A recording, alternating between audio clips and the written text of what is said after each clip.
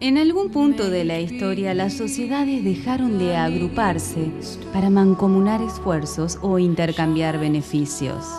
En algún punto de la evolución humana brotó el gen de la codicia y con él nació el imperio.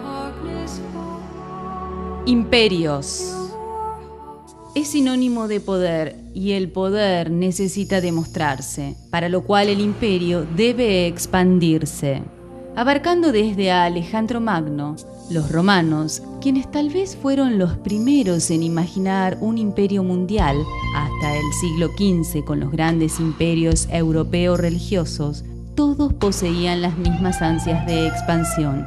Aún así, para América no fue diferente en esencia. De hecho, tanto el imperio inca como el azteca fueron expansivos.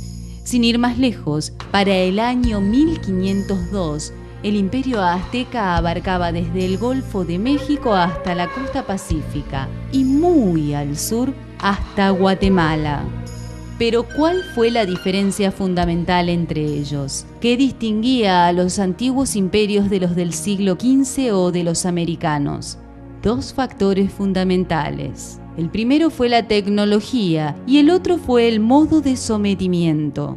Ambos factores fusionados nos permitían comprender por qué la conquista de América está vista como uno de los acontecimientos más nefastos de la historia. Los antiguos imperios estaban basados en grandes ejércitos y estrategias de guerra.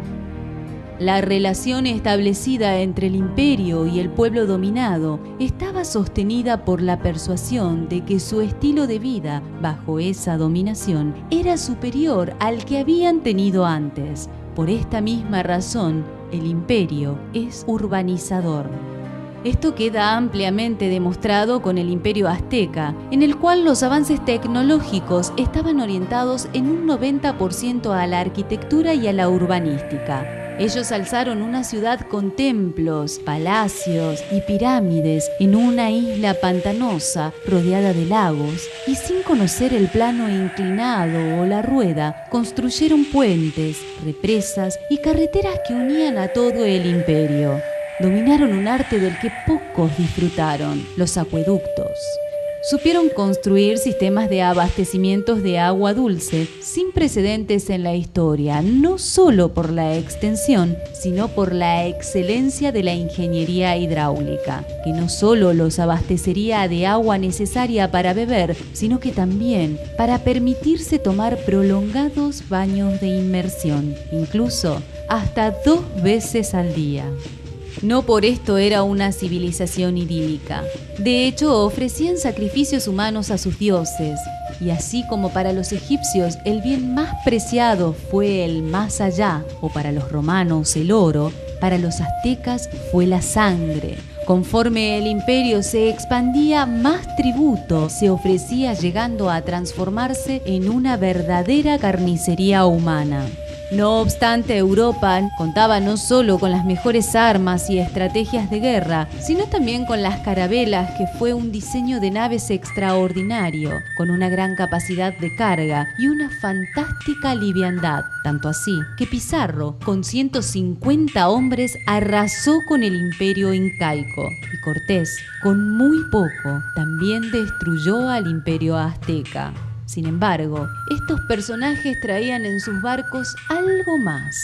Traían la semilla de un mal del que lentamente estaba germinando en Europa y que alcanzaría su máximo esplendor en los siglos XIX y XX y que aún hoy se extiende hasta nuestros días. Era la semilla del racismo.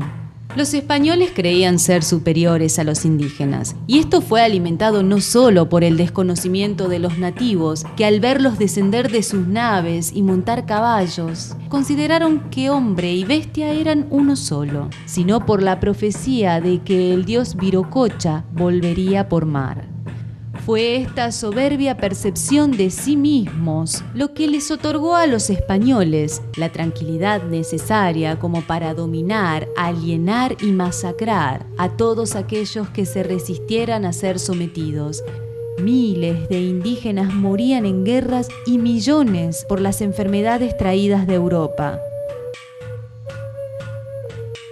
los españoles de Cortés arrasaron con Tenochtitlán, capital del Imperio Azteca, y sobre ella construyeron la Ciudad de México colonial.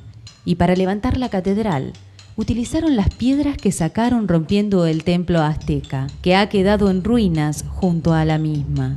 Esta semilla de la discriminación racista que se instauró en ese choque colono-indígena evolucionará y crecerá dando a luz a las grandes luchas étnicas dentro de los propios conglomerados nacionales a lo largo de la historia, llegando hasta el mismísimo siglo XXI, como fue hace poco el conflicto en Bolivia, con otros protagonistas, otras tecnologías y otras estrategias de dominio. Aún hoy, los imperios funcionan como tales, solo que con un poco más de diplomacia.